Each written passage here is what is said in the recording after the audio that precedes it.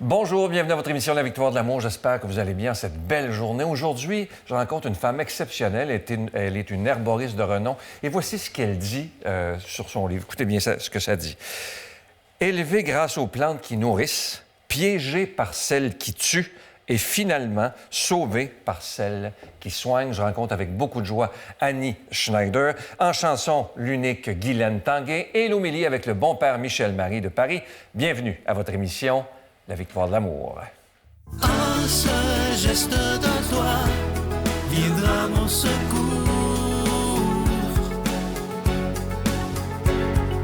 Viens semer dans mon âme le grain de l'amour.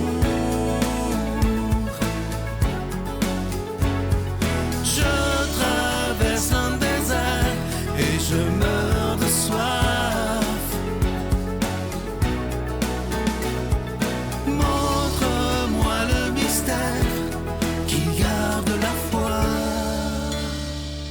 Annie, merci beaucoup d'être là.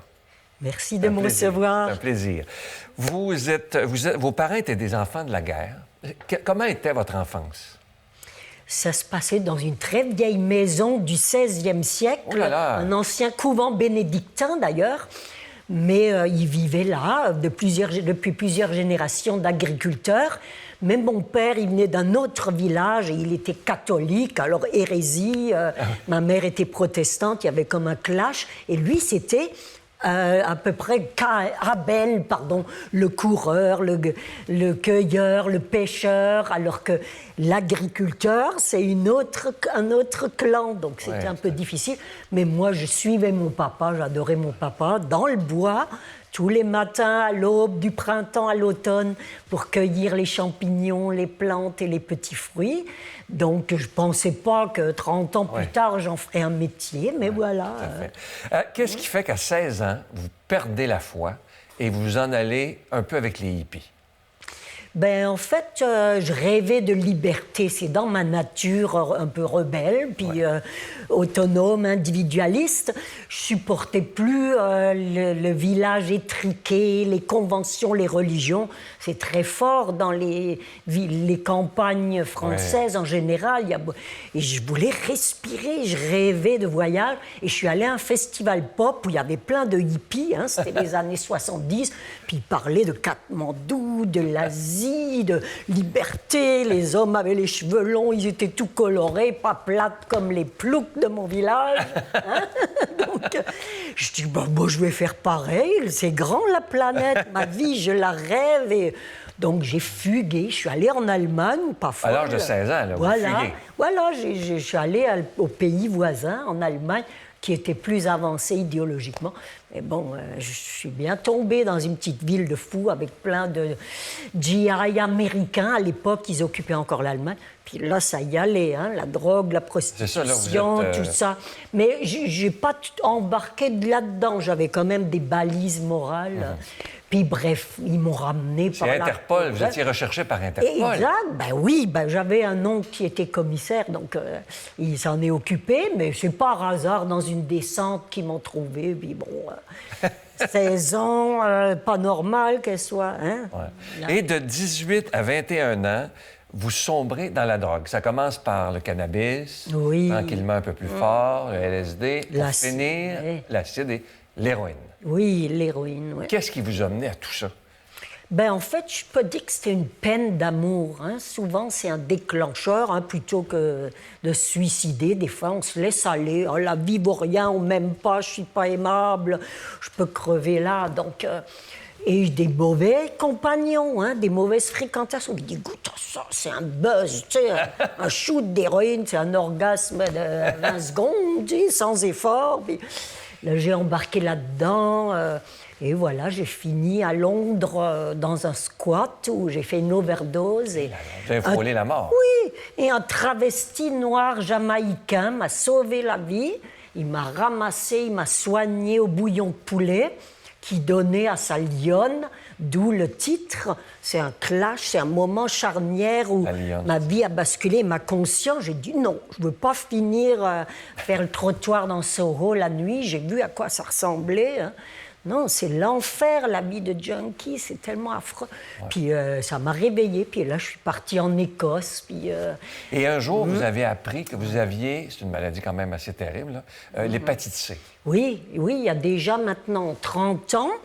Et ça, c'est après, je suis venue dans le Nouveau Monde. Ça, c'est quand même une vision que j'avais d'être dans un pays plus libre. C'est ce que je préfère quand même au Québec. C'est un semblant de liberté, d'esprit et d'action et beaucoup moins de jugement qu'en Europe. Bref, j'ai rencontré un apiculteur hippie comme moi, mais qui m'a fait 2 beaux enfants et je le remercie. C'est toujours mon ami. Mais voilà, j'étais pas très heureuse avec lui parce qu'il était alcoolique. Donc, voilà. Vous l'avez quitté, Voilà, je l'ai quitté. Et ce qui a basculé, justement, me fait basculer mon idée, c'est d'apprendre que j'ai l'hépatite C. Puis à l'époque, je pensais que c'était mortel. En fait, les plantes m'ont aidé à bien gérer ça. Le microbe n'est rien, le terrain est tout. Je crois à ça en tant que naturopathe herboriste. Et depuis 30 ans, je me soigne moi-même. Puis je suis quand même en bon état pour 66 ans. Hein? Et j'ai aidé beaucoup de gens. Puis c'est les plantes qui m'ont aidé. Les plantes, c'est un cadeau du Créateur. Hein? Dieu nous a tout donné, finalement. Absolument. Et qu'est-ce qui fait que votre foi revient à un moment donné? En fait, c'était quand même en Europe. J'ai fait une psychose mystique à la fin de ce délire toxicomaniaque. Et là, vraiment, j'ai crié seule dans le désert, démunie de tout. Et là, l'image du Christ, ce qui était dans mon subconscient, m'a dit « Mais t'as rien à faire. T'es aimé, t'es aimable, je te donne tout. La vie, c'est un cadeau tous les jours. L'amour. » On s'en rend pas compte, hein? Oui, non, j'ai vraiment pris conscience de ça.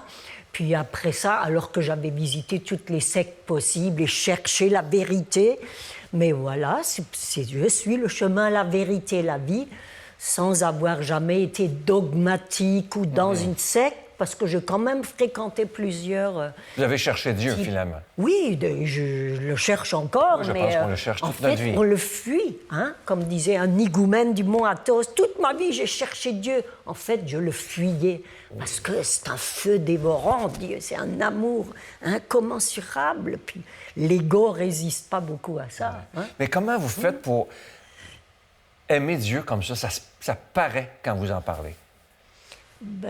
Et encore, hein, je me retiens, mais tout simplement, je le vois dans la beauté de la création, dans le monde végétal, dans les fleurs vivantes, dans le sourire d'un enfant, dans l'honnêteté, la bonté, mais surtout la nature et certains êtres qui sont mes amis depuis longtemps et qui vont le rester. Et les enfants, tout ce qui est beau et bien, je lisais sur vous, c'est divin. Vous choisissez de croire en Dieu malgré les atrocités qu'on peut voir dans le monde. Oui. Vous choisissez de croire malgré tout le mal qu'on voit. Oui, parce que c'est le lot des êtres humains. C'est les êtres humains qui font le mal et qui détruisent, si ce n'est pas le malin, les forces contraires. Je dis crois, il y a des forces contraires qui vont contre le beau, le bien, le vrai. Alors que si on va plus loin, et c'est très grave au niveau de la nature, par exemple. Moi, je peux nommer presque chaque plante et chaque arbre. La destruction qui s'opère pour le profit à court terme, vraiment, c'est inacceptable. Croyez-vous un jour qu'on va payer cher pour ça? Ça a déjà commencé. Hein? Moi, je milite dans les mers au front parce qu'on veut nourrir la vie protégée qui reste de vivant pour nos enfants et les leurs, ou même, il y en a qui n'ont pas d'enfants, mais ils travaillent pour protéger la vie, le beau, le bien, le vrai. Puis c'est ce genre de personnes qui m'inspirent, moi, puis que j'essaye d'inspirer aussi. Parce que, Vous êtes déjà très inspirante. Qu'est-ce qui fait qu'un jour, vous décidez de parler plus de votre foi? Parce que j'entends beaucoup d'absurdités. Vous savez, dans mon milieu, il y a beaucoup d'ésotérisme. Oui. Moi-même, j'ai déjà pratiqué le pendule, le tarot, la divination, l'astrologie. Puis j'étais assez bonne. Hein? J'ai du baratin. C'est un legs que mon papa m'a donné. Il n'était pas riche, mais une grande gueule, c'est utile dans la vie des fois. Quoique des fois, ça peut nuire. Hein? Qui sème le vent récolte la tempête, dit-on. Mais bref, non, c'est vraiment parce que c'est tellement puissant et clair. Puis c'est quoi, là, hein? C'est quoi l'Évangile? C'est de L'important, c'est la pratiquer Bible par vous. l'amour. L'important, la Bible est très importante pour vous. Oui, ben, en tant que protestante aussi. Puis moi, j'ai eu la chance quand même d'être acceptée, adoptée par un pasteur protestant qui avait plein d'enfants, dont des artistes, des gens extraordinaires. Donc, j'ai pas une image obscure. Non, c'est vraiment parce que je trouve que ma génération, surtout les post-boomers, on dénigre beaucoup, encore plus les jeunes, l'Évangile, alors que c'est pas quétaine. Qu'est-ce qu'il y a de plus puissant que l'amour qu'on peut accorder à l'autre et on est juste responsable de l'amour qu'on donne. On n'a pas de contrôle sur celui de l'autre, hein, n'est-ce pas? Qu'est-ce qui vous frappe chez l'homme de Jésus? Je vois que vous l'aimez beaucoup. Ben déjà, c'est un grande liberté, c'est ce grand sens de la justice. Hein, les marchands du temple, là, il y aurait de la job aujourd'hui, hein, là-dessus. Donc ça, puis sa clairvoyance, autant quand il s'adresse à Marie-Madeleine, il dit que celui qui n'a jamais péché lui lance la première pierre, puis qu'il l'aime telle qu'elle est alors qu'elle est allée très loin. Et je sais de quoi il parle, et elle aussi. Hein. Ouais. Mais c'est, voilà, puis le fait que je dois juste des comptes à mon père, parce que finalement, c'est lui qui décide. J'ai failli mourir 10 fois, hein, je le raconte dans le livre. Puis j'ai aussi des peurs de vieille dame hypothéquée. J'ai failli perdre un œil, casser le bras l'an passé, puis tout ça. Mais chaque fois, je dis, mais je peux rien faire. Allez, occupe-toi de moi. Puis j'y arrive quand même. Vous dites que même à votre âge, il y a toujours des pièges à éviter. Oui. Vous dites que vous fréquentez toujours des groupes anonymes. Et c'est important pour vous, ça? Oui, parce que ça ramène les montres à l'heure. Puis aussi, on a tous cette propension à la jouissance facile, tu sais, que quand tu as été toxico, tu le restes toute ta vie, comme le dirait mon ami David Goudreau, qui le slam, c'est une de mes grandes passions. J'ai déjà interviewé, d'ailleurs. C'est un de lui qui m'a beaucoup inspiré, puis voilà. Donc, c'est vraiment... Oups, j'ai perdu votre question. Non, l'importance des groupes. Des groupes, oui, parce qu'on voit qu'au-delà de nos différences, que ce soit dans les groupes Al-Anon, NA, AA, je fréquente un peu moins, mais j'aime bien la douceur des femmes, des Al-Anon et tout. Mais vraiment, de se rappeler les 12 étapes. Nous avons admis que nous étions impuissants devant la dépendance et qu'une puissance supérieure à nous pouvait nous rendre la raison. Je reviens toujours à ça. C'est vrai, c'est de toute beauté. Et vous dites qu'on vieillit mieux avec la foi. Expliquez-moi, pourquoi? Mais parce que la mort, c'est inéluctable, puis certaines souffrances aussi. Quoiqu'avec les produits naturels et la nature, on peut les retarder, limiter les dégâts, disons. Mais parce que on vivra au-delà de ce corps, c'est ça qu'on veut croire. Moi, j'y crois absolument. Il y a d'autres dimensions où on va triper avec les anges, apprendre plein de choses, mais que chacun va être mesuré à la mesure dont il se sera servi. On voit que vous connaissez très bien votre Bible. Ah, ben oui.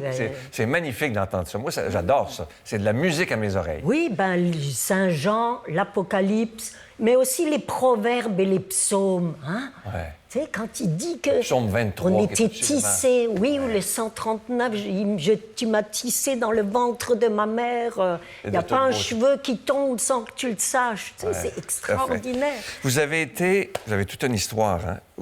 Vous avez été abusé sexuellement. Êtes-vous allé jusqu'à pardonner à ces gens-là? Je pense que j'ai plus choisi inconsciemment d'oublier. Pardonner, c'est difficile. Je ne connaissais pas l'histoire de chacun, mais ils sont allés très loin, surtout l'un d'entre eux qui était un ami. C'est souvent les amis qui étranglés et tout. Oui, pardonner, j'essaye. Ma façon, c'est d'oublier, passer par-dessus, mais j'en ai gardé une certaine méfiance envers les hommes que je porte encore aujourd'hui parce que il y a des sacrés bons comédiens qui peuvent t'amener très loin. Mais maintenant, je me fais moins manipuler parce que je suis une vieille chouette du parcours. Puis, mais je crois encore à l'amour. Hein. C'est bon, hein? C'est encore possible. Puis en même temps, l'amour, on est juste responsable de celui qu'on donne. Puis tout le monde en cherche, tout le monde en veut. Alors, Tout à fait. Qu'est-ce que vous pensez que vous seriez devenu si Dieu n'avait pas été dans votre vie? je pense que je serais plus là, hein, tout Ah non? simplement. Ah oui, je me serais pété les fuses à la cocaïne, etc. Non. Ah, vous êtes sûr de ça? Ah oui, c'est sûr, parce que j'ai eu plusieurs avertissements. Hein, j'ai rechuté Et 3 quand vous fois. preniez toutes ces drogues-là, qu'est-ce que vous fuyez finalement? Parce qu'on fuit lorsqu'on prend des drogues, non? Oui, ben peut-être la duplicité du monde, la médiocrité, la platitude, la dureté du travail, parce que j'ai quand même toujours travaillé 6 mois de ma vie. 6 mois, je claquais mon fric en voyage. J'ai exploré toute l'Europe comme ça, donc...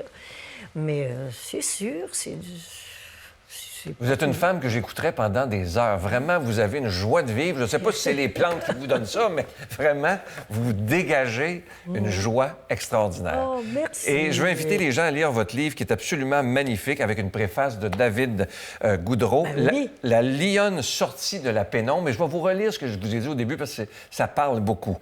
Découvrez le destin étonnant d'une femme. Écoutez bien ça. Élevée grâce aux plantes qui nourrissent, piégée par celles qui tuent et finalement sauvée par celles qui soignent. C'est aux éditions Un monde différent. Je vous offre une très, très belle chanson interprétée par Guylaine Tanguay, l'hymne à l'amour. Le ciel bleu sur nous peut s'effondrer et la terre peut bien s'écrouler. Peu m'importe si tu m'aimes, je me fous du monde entier. Tant que l'amour inondera mes matins, que mon corps frémira sous tes mains. Peu m'importe les problèmes, mon amour, puisque tu m'aimes.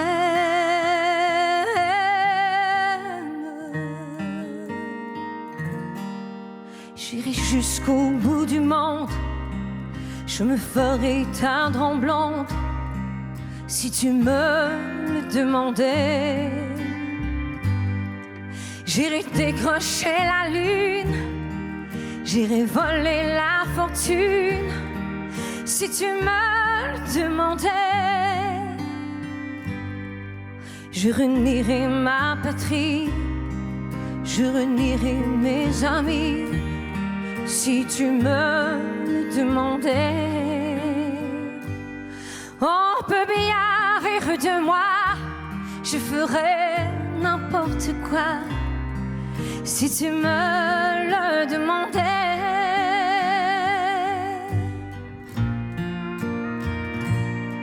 Si un jour la vie t'arrache à moi, si tu meurs, que tu sois loin de moi, peu m'importe si tu m'aimes, car moi je mourrai aussi. Nous aurons pour nous l'éternité dans le bleu de toute l'immensité, dans le ciel plus de problèmes. Mon amour, crois-tu qu'on s'aime?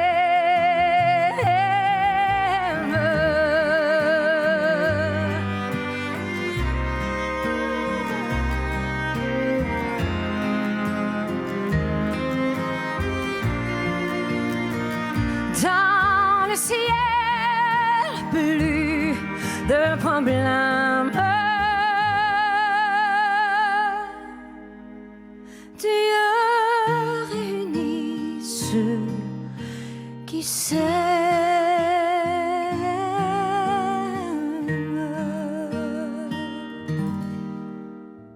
Notre Père qui es aux cieux, que ton nom soit sanctifié, que ton règne vienne, que ta volonté soit faite sur la terre comme au ciel. Donne-nous aujourd'hui notre pain de ce jour. Pardonne-nous nos offenses, comme nous pardonnons aussi à ceux qui nous ont offensés. Et ne nous laisse pas entrer en tentation, mais délivre-nous du mal, car c'est à toi qu'appartiennent le règne, la puissance et la gloire pour les siècles des siècles. Amen. Grâce à lui, enfin, je suis heureux.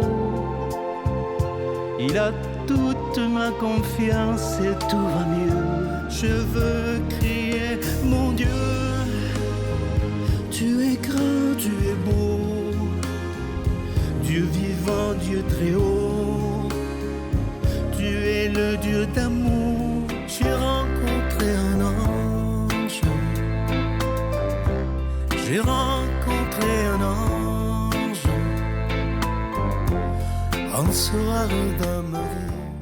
Encore une fois, je vous parle de ce magnifique cadeau du mois. Je suis tellement content. Ça fait longtemps que vous le demandiez. Ça a été un peu long parce qu'on voulait que ça soit bien fait et ça a été fait sur mesure pour la victoire de l'amour. Il s'agit d'un pendentif. Ça inclut la chaîne en acier inoxydable. Alors, d'un côté, vous avez Saint Frère André, priez pour nous. Et de l'autre côté du pendentif, Saint Joseph, protégez-nous. C'est un magnifique cadeau du mois. Je vous rappelle qu'il est déjà béni. Ça se donne bien en cadeau, mais ça se donne bien à soi-même aussi. Alors, c'est avec un don de 25 et si vous en voulez deux, avec un don de 40 je vous donne l'adresse, la Victoire de l'amour, case postale 120, succursale Boucherville à Boucherville, le J4B 5E6. Je vous la redonne, la Victoire de l'amour, case postale 120, succursale Boucherville à Boucherville, le J4B 5E6. Également par téléphone, par carte de crédit du lundi au vendredi, de 8h30 à 16h30 dans le 514-523-4433, 523-4433 ou sans frais le 1-888-811-9291, 1-888-811-9291 et aussi sur notre site Internet. Vous savez que c'est une façon très rapide, sécuritaire et efficace de faire votre don, le www.lavictoiredelamour.org.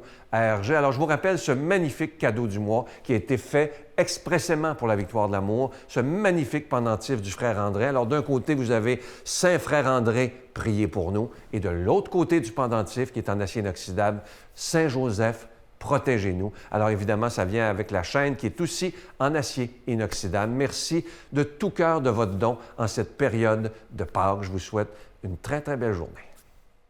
Mon Dieu, donnez-moi la sérénité d'accepter les choses que je ne peux changer, le courage de changer les choses que je peux et la sagesse d'en connaître la différence. Amen.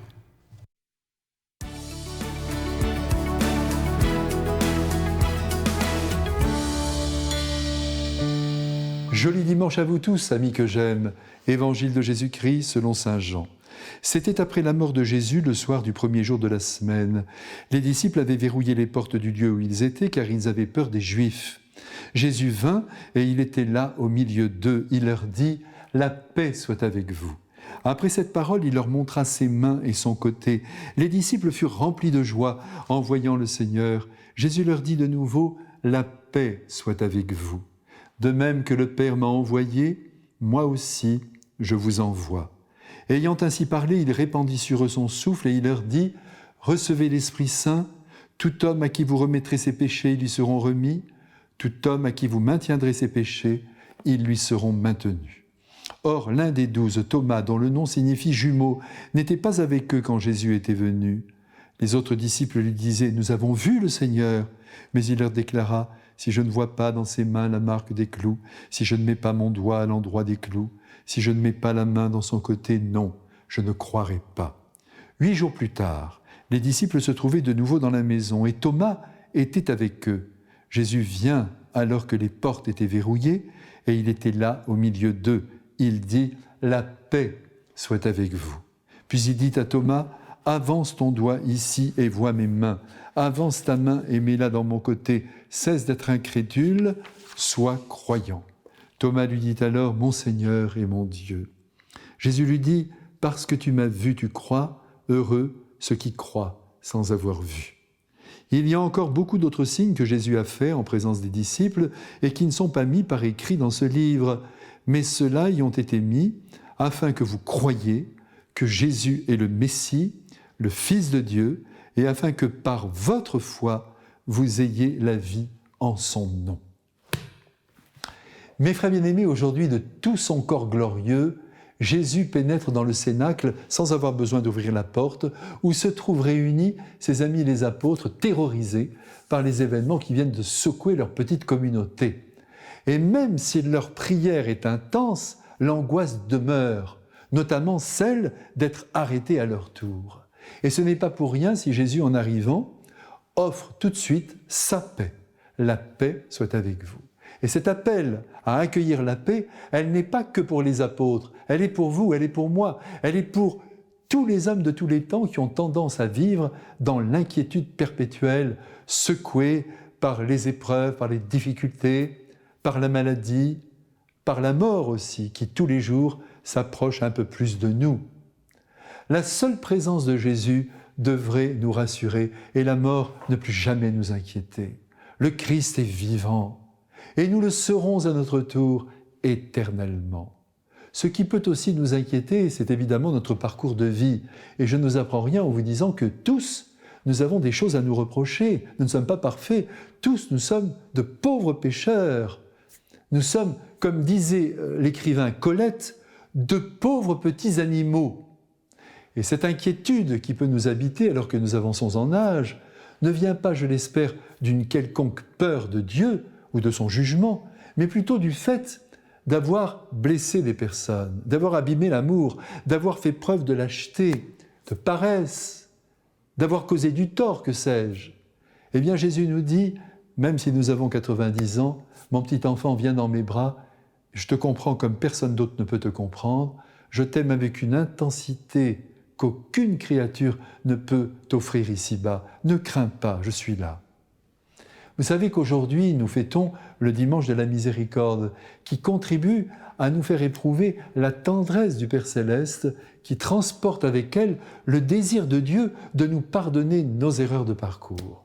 Sur ce plan-là, l'homme ne ressemble pas à Dieu. Il garde sous le bras le dossier des méfaits. Il ne pardonne que rarement. Tu m'as fait ça, je te fais ça.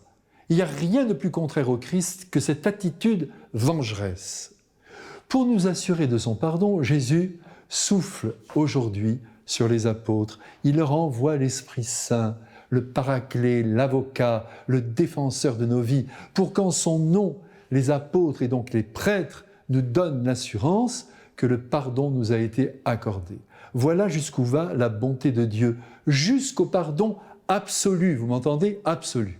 Il suffit aux humains que nous sommes de ne pas se croire infaillibles, de reconnaître nos limites et nos misères, et au passage de demander pardon aussi à ceux à qui l'on a causé du tort. L'homme tombe et se relève. Il est déjà grand quand il est debout, mais il est immense quand il se met à genoux. Un dernier point. Si vous comptez comme moi sur la miséricorde de Dieu, accordez-la de grand cœur à ceux qui vous ont fait du mal.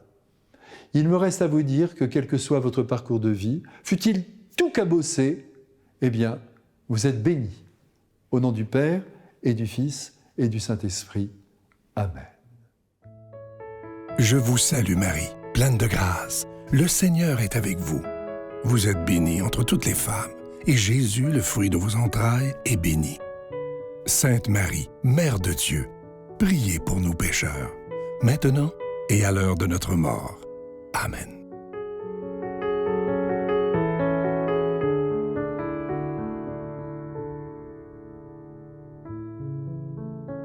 J'espère que cette émission vous a plu. Moi, si vous saviez comment ça me fait du bien lorsque je vois des gens comme ça, tellement proches de Dieu, tellement fiers de parler de lui, moi, ça me fait du bien. Je dois vous dire là, que ça m'a donné une énergie absolument extraordinaire. Et j'aimerais tellement que tous nous autres, tous les croyants, on soit comme ça, ne pas avoir peur de parler de lui et d'avoir des sourires comme Mme Schneider là, a son sourire, et elle est heureuse de parler de lui, et non seulement de parler de lui, mais de vivre pour lui. Et ça, c'est absolument extraordinaire. Je vous souhaite la plus belle des journées, et aujourd'hui, ayons des visages de ressuscités pleins de sourires. À demain. Bye.